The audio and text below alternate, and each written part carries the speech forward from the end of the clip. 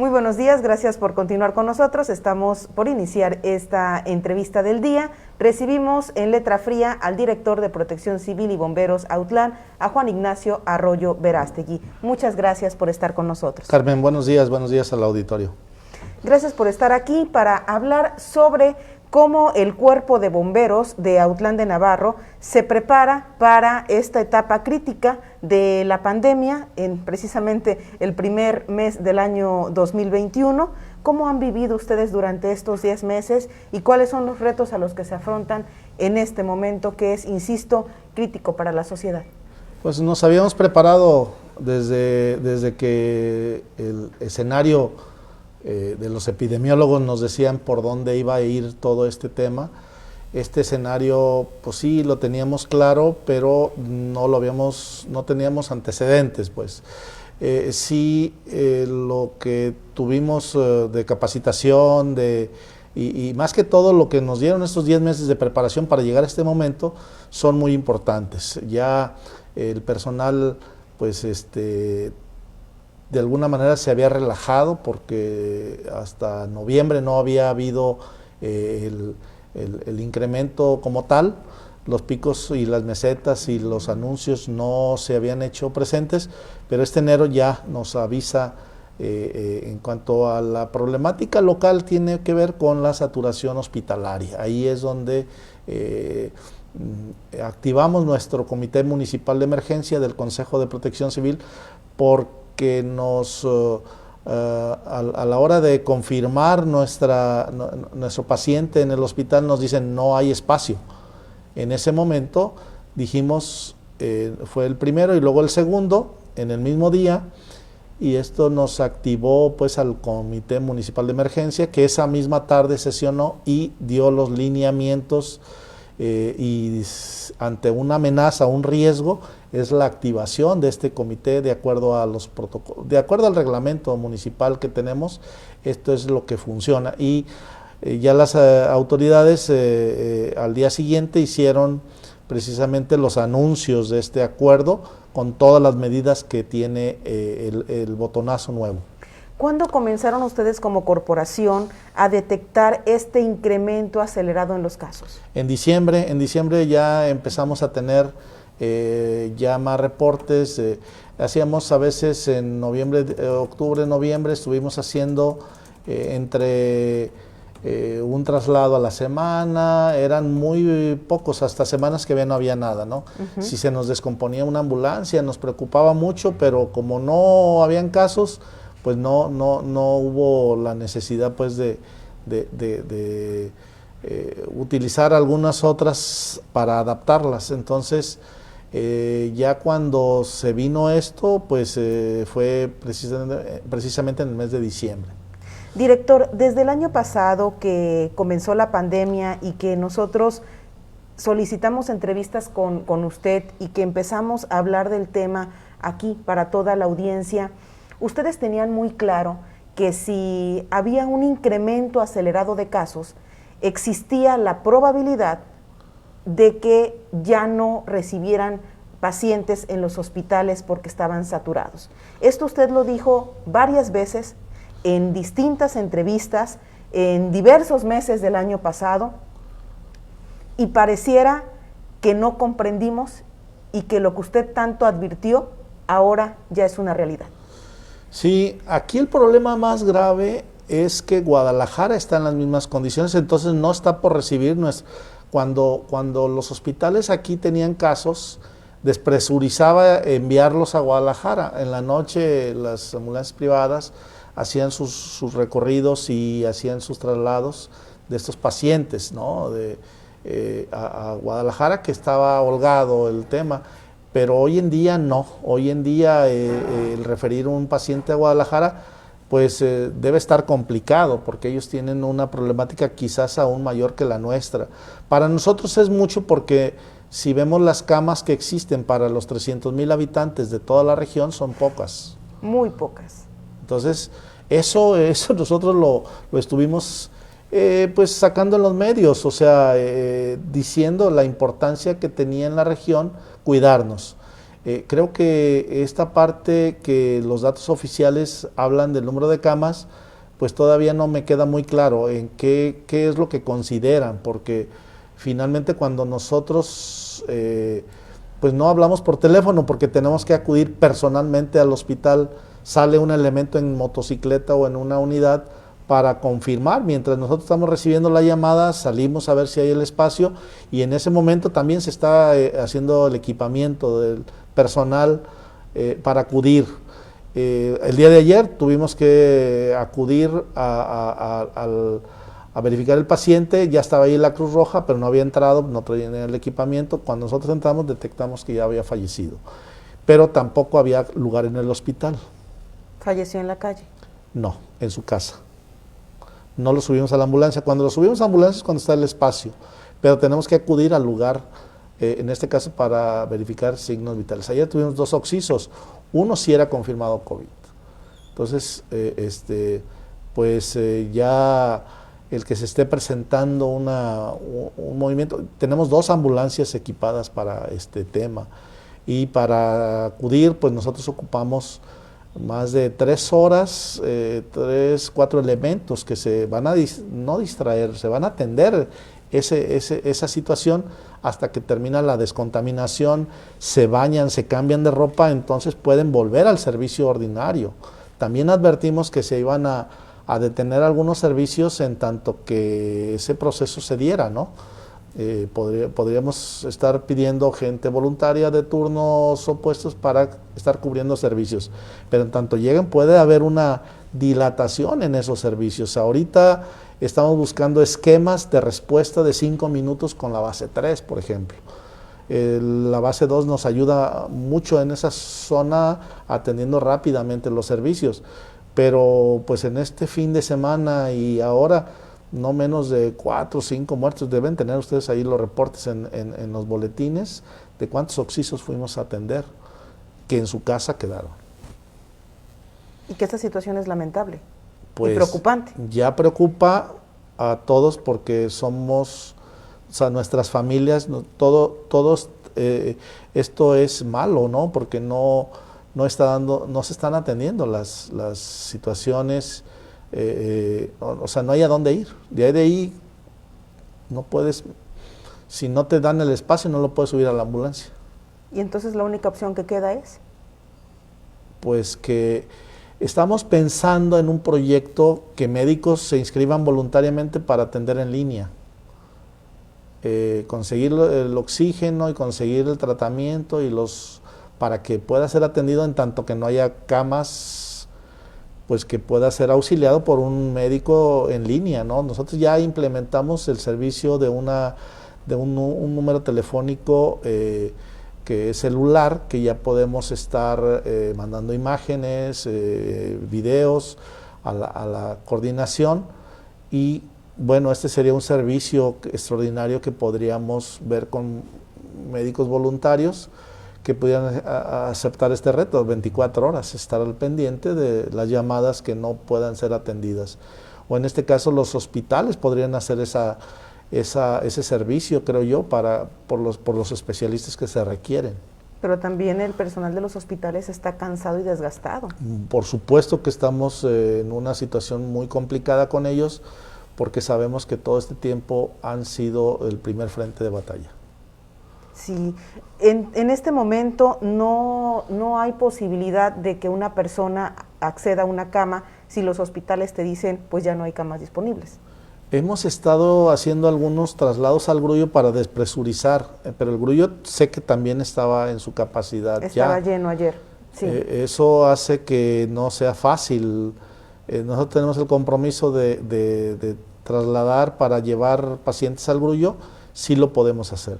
Ya algunos hospitales empezaban a recibir pacientes, pero eran unas horas porque finalmente no tienen la capacidad ni las áreas aisladas, ni los especialistas, ni el equipamiento para atender los privados. Entonces tiene que ser estos 2 hospitales que tiene Autlán con su nivel, porque incluso el de La Huerta y el de Cihuatlán pues tienen que referir, esos son para pacientes, tanto el Grullo como esos El Grullo, La Huerta y Cihuatlán son para atender pacientes regulares, es decir, que ocupan estar en cama pero con oxígeno, sin especialistas, sin tener todo un equipo de shock.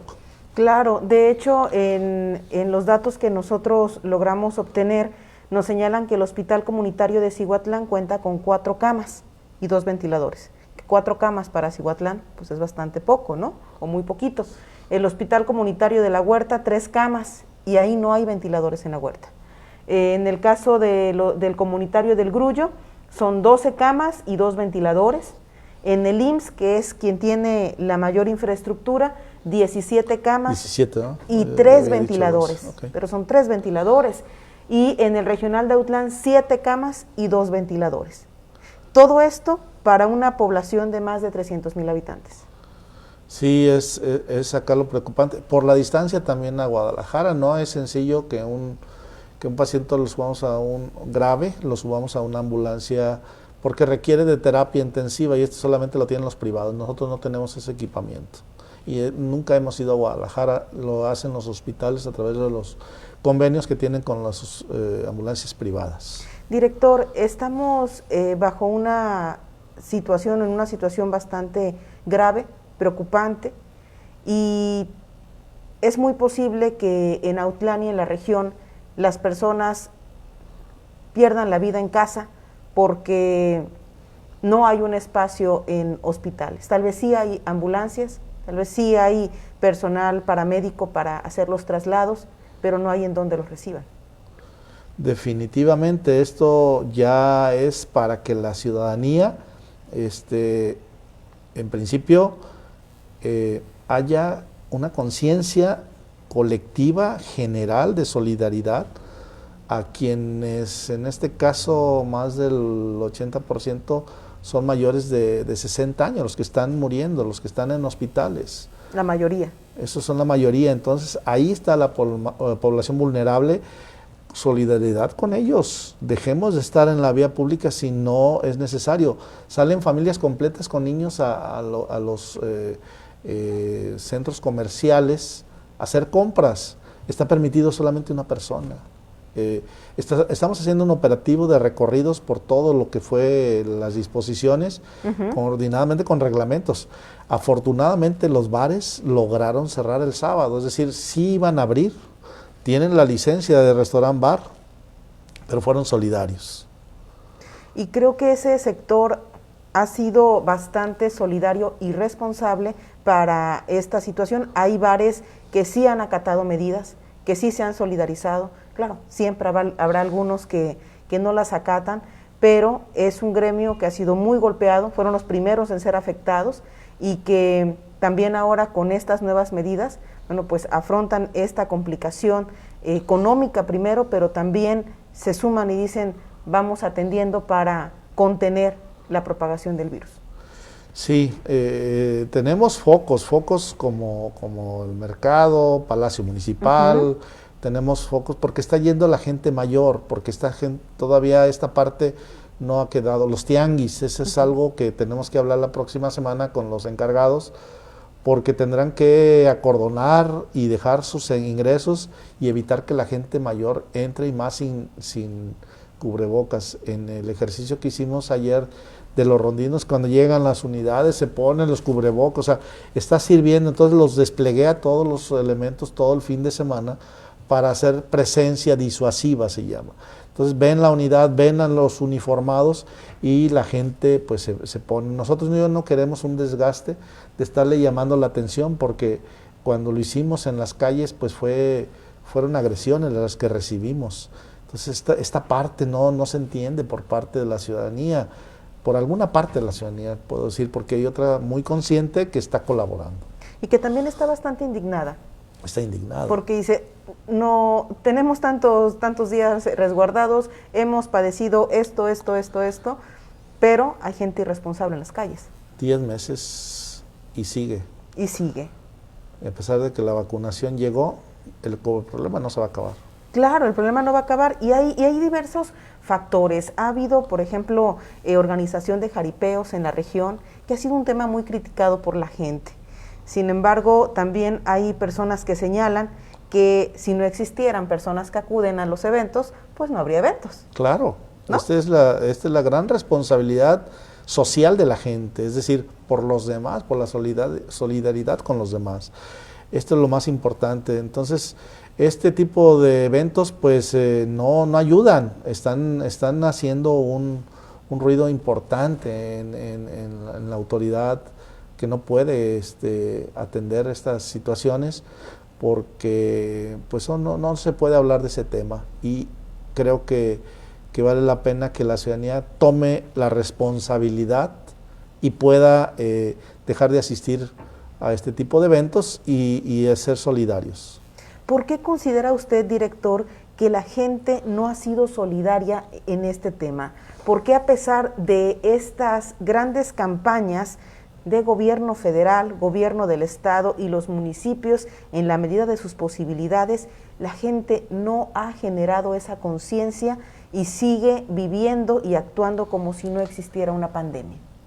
Es la idiosincrasia, esa es la naturaleza de la cual estamos constituidos. Si vemos el origen del mexicano, de dónde viene ese mestizaje que tenemos con quienes son nuestros orígenes, probablemente la cultura que ha formado el mexicano pues tenga esos genes con esas condiciones, ¿no? Creo yo que si vemos la historia podemos encontrar algunas explicaciones, pero sin embargo yo he visto que el mexicano es muy solidario en los desastres, en las emergencias, nos unimos para atenderlas, y creo que tienen que llegar momentos críticos, es decir, hasta que no sufren en carne propia estos eventos, puede haber así como el movimiento de tapete de conciencia. Pero sí debemos hacer una gran campaña, como lo estás haciendo tú con este programa y con cada anuncio, cada veracidad de la información que tú publicas, porque finalmente tienes que usar las fuentes oficiales, pues esto pueda generar una conciencia colectiva y atender este tema regionalmente, porque no solamente en Autlán. Es en la región. Tiene que ser en la región, o sea, mientras que una población, una localidad, pues acá no llega, tarde o temprano va a llegar. Y tenemos que atender este tema por región. Claro, y porque Autlán, pues sí, tiene 2 hospitales, los más grandes de la región, que es el del Seguro Social y el regional de Autlán. Sin embargo, no son exclusivos para la población de Autlán de Navarro. Aquí van a acudir 19 municipios. 19 municipios. Y vaya, el personal médico, pues no vemos que tenga un incremento o sea, que hayan contratado más médicos, que hayan venido médicos de otros estados, como pasó en Chihuahua, como pasó en algunos lugares del país, Tabasco, tengo entendido. Hoy no, hoy Ciudad de México están acudiendo médicos de Jalisco a la emergencia de Ciudad de México. ¿Pero quién apoya a los municipios? Ahora en los municipios pues tendría que hacerse, pues ya no hay oportunidad de ampliar la capacidad hospitalaria. Nos decía en el comité de emergencia, el centro universitario, yo tengo un ventilador, está disponible, lo puso a disposición, vamos a hacer la vacunación el lunes, hoy se arranca, la vacunación no, las tomas, la detección de pruebas, muestras, ¿no? Y la detección, las pruebas rápidas, lo van a organizar hoy en la Universidad de Guadalajara, aquí en Autlán, y bueno, creo que esto ayuda, esto sin duda, pues hay una infraestructura de salud con la escuela de enfermería, hay un personal grande para situación. Lo que debemos o lo que debimos tener considerado en los planes de continuidad de operaciones de cada una de las dependencias, que es una obligación tenerlas, y los planes para COVID que contemplamos, la cuestión que se programaba, ¿no? de haber equipado unos hospitales en algunos lugares estratégicos, ¿no? Que era lo que se hablaba desde el inicio, ¿no? Sí se había proyectado, presupuestalmente, por alguna razón el gobierno de la República no lo hizo, pero sí este escenario previsto, lo hubiéramos contemplado, podríamos haber tenido ahí una capacidad de llevarse. Eran los entonces, al inicio de las reuniones, que tocábamos este tema, que decíamos que cuántas se iban a instalar, en dónde se iban a instalar, y no se hizo. Que te llamaron incluso exagerado. Sí. ¿No? Porque veías el peor escenario que se podría presentar en la región. Pero nosotros estamos acostumbrados a tener en inteligencia, en protección civil, sistemas anticipados. Tienes siempre que estar adelante porque en un desastre estás haciendo la evaluación de daños, pero estás auxiliando a la población. Eso fuimos a hacer a San Patricio, a Melaque, cuando el huracán. El municipio y el estado y la federación no podían auxiliar todavía y nosotros fuimos los encargados de hacer evaluación de daños simultáneamente. Claro, y que ayer lo hablábamos, Nacho, cuando te solicito esta entrevista, de que en este momento los hospitales están saturados por la atención que están dando a los pacientes con COVID-19, pero el escenario se podría complicar más. Si tenemos un accidente, que desgraciadamente son comunes en estas carreteras, con más de 10 lesionados, ¿cómo le harían los hospitales para atenderlos? Y si hubiera un desastre, un gran sismo. Que hubiera un sismo. O viene nuevamente la temporada de ciclones en unos cuantos meses. Claro.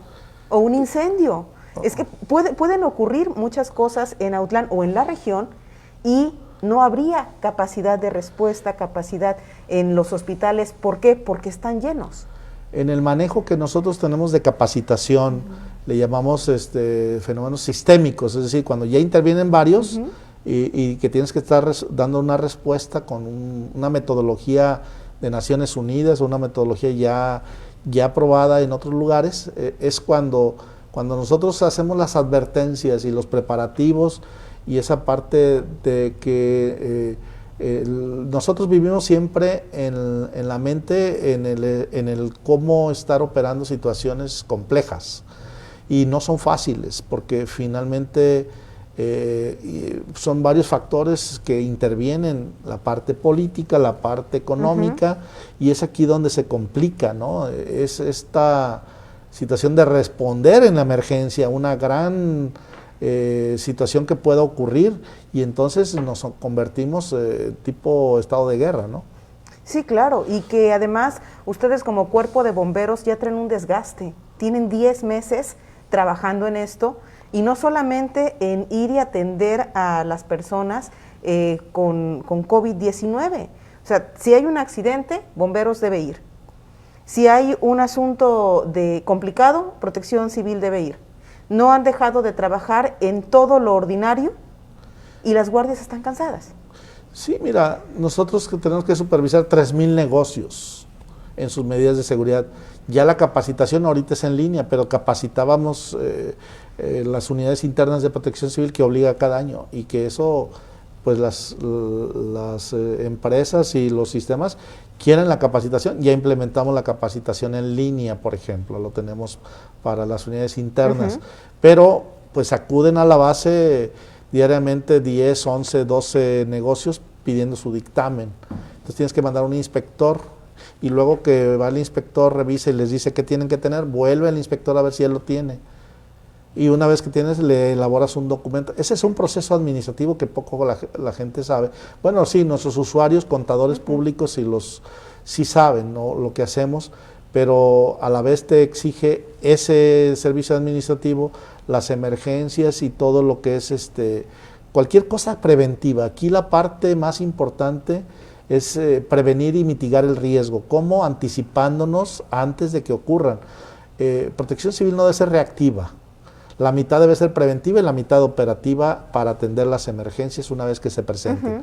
Pero si hay un riesgo, si hay un caballo en la carretera que está suelto, ahí va Protección Civil.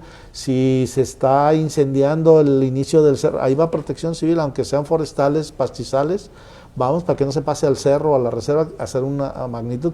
Esa parte sí la estamos atendiendo. Y sí, el personal no es suficiente, 8 elementos. 2 en base 2 y 6 acá, si uno tiene ya el día de vacaciones ya se mermó y si uno se incapacita por este tema también. Entonces Y hemos llegado al caso en que un fallecido de COVID espera en su casa 3, 4 horas hasta que se desocupen los servicios para acudir, porque tienen que tener certificado de que un paramédico dijo ya falleció, para que el médico que no va a ir, porque va a estar allí haciendo el certificado de funciones desde la comisaría, nosotros sí tenemos que acudir, incluso pues poniéndonos el equipo después de todo este tema. Ya nos ocurrió y hace poco. Sí, Nacho, y ante esta situación que ustedes están en un altísimo riesgo, porque son los que van, son los que manipulan a la persona, a la que la tienen incluso pues que tocar, porque es imposible que no tengan ese contacto físico con los pacientes, no recibieron la vacuna. No, ya tenemos un infectado reciente por un caso de servicio. Tuvimos en diciembre 2 que estaban de vacaciones, o sea, quizás pudo haber sido otro elemento, pero uno sí ya que está confinado. Espero que no se complique, pero pues no estuvimos enlistados en la primera lista. ¿Y tú qué opinas de eso? Pues mira, ya la Coordinación Nacional de Protección Civil nos pidió el listado en la semana pasada, ya lo enviamos a la unidad estatal. Le solicité yo hace 2 semanas o 3 a la doctora Rea, cuando estaba el proceso, que no vi claridad que estuvieran a nivel nacional los bomberos o los paramédicos, porque en otros lugares Protección Civil no tiene servicios prehospitalarios, en Jalisco sí. Y al no ver esa claridad, yo hice un escrito a la directora de la jurisdicción sanitaria. Ya nos contestó y nos remitió a la Coprisjal. Pero finalmente no estamos todavía en la lista. Y es algo bastante lamentable y que incluso ha provocado críticas, señalamientos, indignación de parte de algunos ciudadanos, porque con la aplicación de esta vacuna se dijo muy claramente que sería para los que estuvieran en atención en primera línea. Y en primera línea están los paramédicos. No fueron considerados. No fueron considerados. Punto número 2. Ha habido funcionarios que se han beneficiado de la vacuna y que no son ni paramédicos, ni bomberos, ni personal de salud. Y punto número 3, que también ha generado polémica, servidores de la nación, parte del operativo Correcaminos, sí fueron considerados en este esquema de vacunación, pero los paramédicos no. Pues nosotros, ya ocurrió en Ocotlán, sí, que tuvieron que suspender los servicios prehospitalarios. Cruz Roja. Cruz Roja de Ocotlán. Yo soy de allá y conozco el tema bastante. Ya hoy se reanudan los servicios. Sin embargo, de tener un problema nosotros, pues se va a cuarentena un turno y tenemos que reacomodar los servicios. Pero sí se complica, o sea, el hecho de que esto crezca y se agudice. Lo primero que debemos cuidar es ese personal que va a ir a atender en primera respuesta, se llama personal prehospitalario. Claro, porque los médicos en el hospital van a recibir a los pacientes con COVID, pero porque alguien los lleva. Así es. Entonces, si no hay personal paramédico disponible y sano, ¿quién va a hacer esos traslados? ¿Qué pasaría en Autlán de Navarro si hay un brote de COVID en el cuerpo de bomberos? Pues nosotros tenemos un plan de continuidad de operaciones, es decir, hacemos un corte y aislamos y protegemos y nada más tendríamos servicios básicos estratégicos, o sea, vamos a suspender todo lo que hacemos. Esta determinación ya la buscaré cuándo tomarla, con anuencia del presidente, que es nuestro jefe inmediato. Déjame decirles que no estoy... Sí, sabemos que eres bastante solicitado, director. Pero a veces hay que mandar el mensaje porque esta es una área administrativa, pero a veces la ciudadanía me llama para reportar emergencias. Ese es un tema que de repente he recibido muchas llamadas, pues no sé, me llaman y tengo que despachar los servicios también. Sí. Director, tenemos interacción de la ciudadanía. Nos dicen que en el Hospital Comunitario del Grullo hay 3 ventiladores, de los cuales ya están ocupados con pacientes COVID. Necesitamos personal médico y necesitamos enfermeras. Son pocos y están muy cansados. Sí, ese hospital no estaba preparado con el personal para esa ampliación hospitalaria que le dieron, y sí era necesario que se hubieran contemplado en la expansión hospitalaria el personal, porque tiene la capacidad del espacio y ya ahorita veo que también tiene el equipamiento, entonces le hacería falta el personal. Sí, Carlos Eduardo Díaz Enríquez dice que es rebeldía social. ¿Coincide que hay rebeldía social sobre la actitud que toma la gente sobre esta pandemia? Pues es una actitud ya de cansancio. ¿Cómo le podemos llamar a algo donde no quieren sujetarse a lo que la autoridad dice? Puede ser una rebeldía. Que nos afecta a todos. Elvi Rodríguez, correcto maestro, tiene toda la razón, la raíz del problema es la idiosincrasia del mexicano. Y también tenemos otro comentario, dice: es necesario que la población sea empática con el personal de salud, además que se está comportando de manera irresponsable ante esta emergencia sanitaria. Bueno, pues es lo que se ve.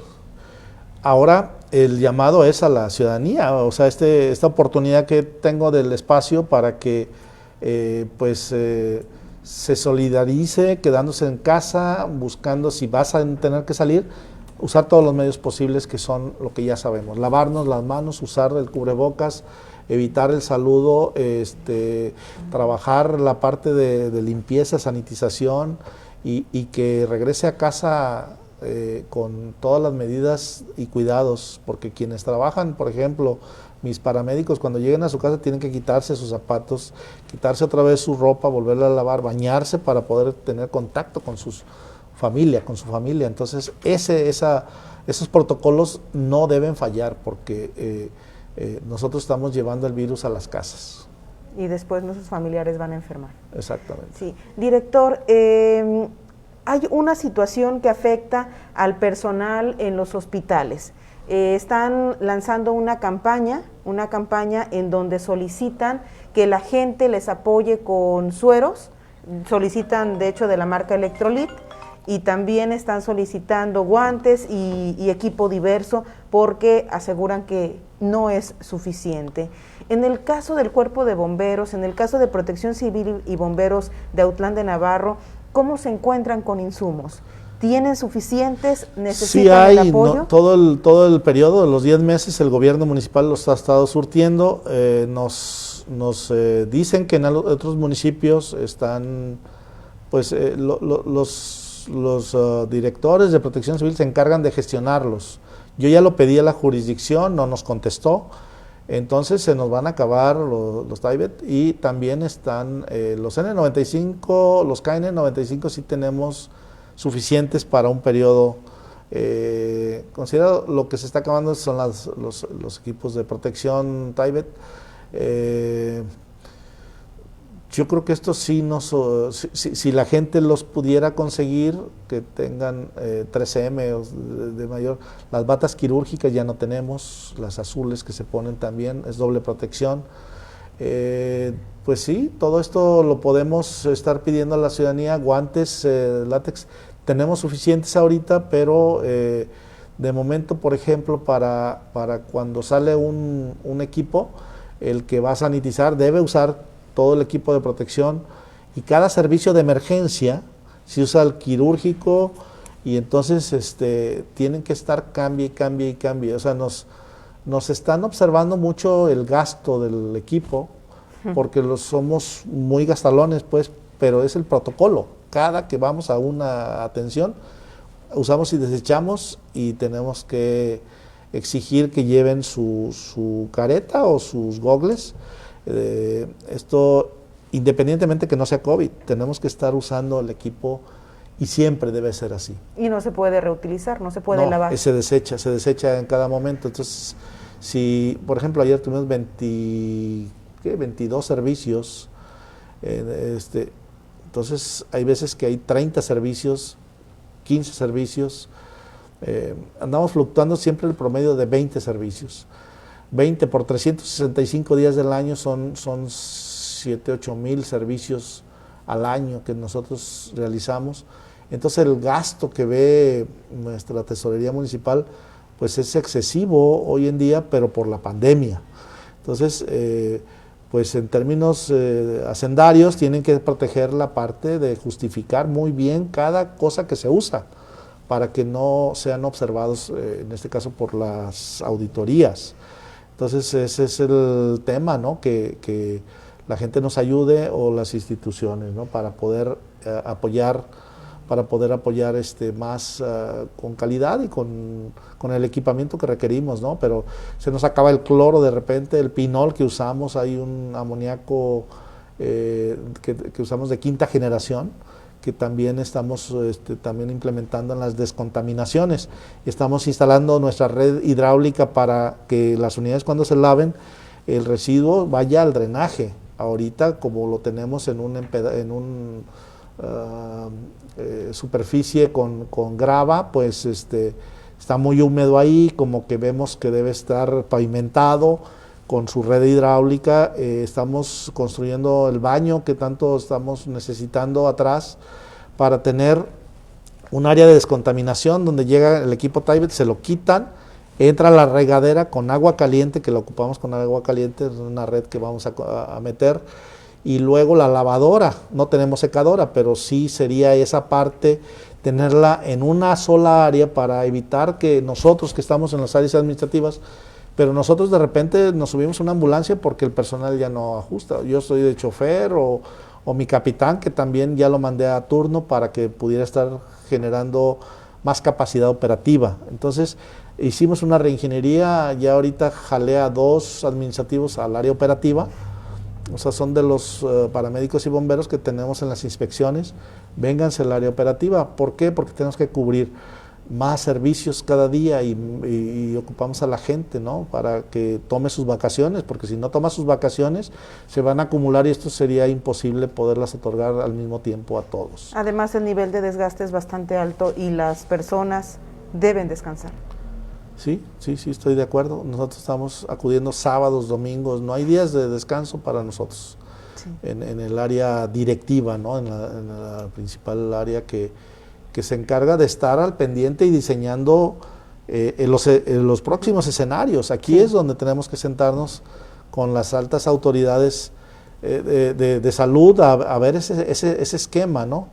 Ese esquema que es necesario, ¿no? Porque ¿cuál es el próximo escenario, director? ¿Qué es lo que podría pasar en Autlán y en la región en las próximas semanas? No quisiera decirlo, pero lo vimos en Europa, que la gente moría. En algunos países de Latinoamérica moría en la calle. Acá no creo que vaya a suceder así, pero está muriendo en su casa. Esto es que tengamos los servicios. Lo hospitalario está colapsado, pero los servicios de emergencia que nos va a llamar y que tenemos que ir a atenderla, aunque no lo llevemos a los hospitales, va a ser una gran solicitud de servicios. Y la gente no quiere esperar un minuto más, o sea, te llama y es por la emergencia, porque se está muriendo y tiene que tener sus primeros auxilios. Entonces, esa parte del escenario posible ya lo teníamos más o menos, no claro, pero sí ahorita creo que ya podemos saber. Lo próximo es que tengamos mucha solicitud de servicios y tengamos que repartirnos para poder organizarlos, reforzar con más gente para atender los servicios porque nos demanda mucha gente en un solo servicio. Entonces tenemos que tener más equipos de trabajo. Estamos preparados para salir a 3, 4 servicios al mismo tiempo. Y nos ocurre frecuentemente, en la semana es frecuente. Pero tener más de eso ya no podemos más. Entonces tenemos que tener más personal. Sí, porque las emergencias no esperan. Las emergencias no esperan. Director, me gustaría que dirigiera un mensaje a la población que nos ve y que seguramente en las próximas horas, en el transcurso del día, van a escuchar o ver esta entrevista para generar conciencia. Bueno, llamamos a la solidaridad regional. Es hora de que la ciudadanía se ponga las pilas en este tema. Es la hora de que la gente esté dedicada al servicio del prójimo. Es solidaria la gente. Nosotros el tiempo que tenemos ahí, hemos visto que en los desastres nos sumamos por las regiones y a otros estados llevamos, es el momento que la gente que se ponga empática con todos y cada uno de los que van a sufrir la contaminación. Si nos guardamos, si tenemos todas las medidas, vamos a poder trabajar por la gente. Y yo creo que hoy en día lo más importante es la vida de todas nuestras familias de la región. Y debemos concientizarnos que esto no es de Autlán, es regional. Necesitamos que todas las comunidades, todas las asociaciones, todos los grupos, es el momento de la solidaridad, es el momento de que tengamos oración por toda esa gente que sufre en este momento en los hospitales y las familias, y queremos esta fraternidad, aplicarla, pero realmente que sea al no acudir a lugares concentrados, a quedarse en casa la gente mayor y podernos hacer un inventario. A partir de hoy se crea una nueva área, vamos a hacer los comités de barrios de protección civil. Saqué una persona para que se fuera en las tardes a ya conformar con los comités de barrios una estructura de protección civil, precisamente anticipando este tema. Anuncio hoy esa creación de la formación de 72 comités de barrio a la mayor brevedad. Vamos a estar trabajando para darles capacitación, poder crear entre la propia sociedad una respuesta por barrio. Esta es la necesidad que se requiere y este es el mensaje que dejamos, que vamos a tener que implementar a que la gente se ayude propiamente a sí mismo y pueda ayudar a su gente mayor, a sus ancianitos del barrio para ver qué ocupa de la tienda, quién, hacer un inventario por manzana, salir la gente joven que puede ayudar y poder hacer ese inventario de cuánta gente está guardada y poderle ayudar, cuáles ocupan alimentos, cuáles ocupan llevarles. Yo creo que pueden hacer los mandados a la gente y ese es el llamado para solidarizarnos con esa gente. Muchas gracias, director, por estar con nosotros, por dirigir este mensaje a la población y por mantenerla informada. Muchas gracias y estaremos en comunicación con usted. Y gracias también a usted que siguió esta transmisión en vivo de Matutino LF, el noticiero de Letra Fría. Vamos a estar en permanente comunicación con el director de Protección Civil para comunicarle a usted de las noticias que surjan, de las recomendaciones, los llamados y todas las nuevas medidas que se apliquen por esta situación que estamos padeciendo. Son las 10 de la mañana con 25 minutos y me despido de ustedes deseándole un excelente inicio de semana.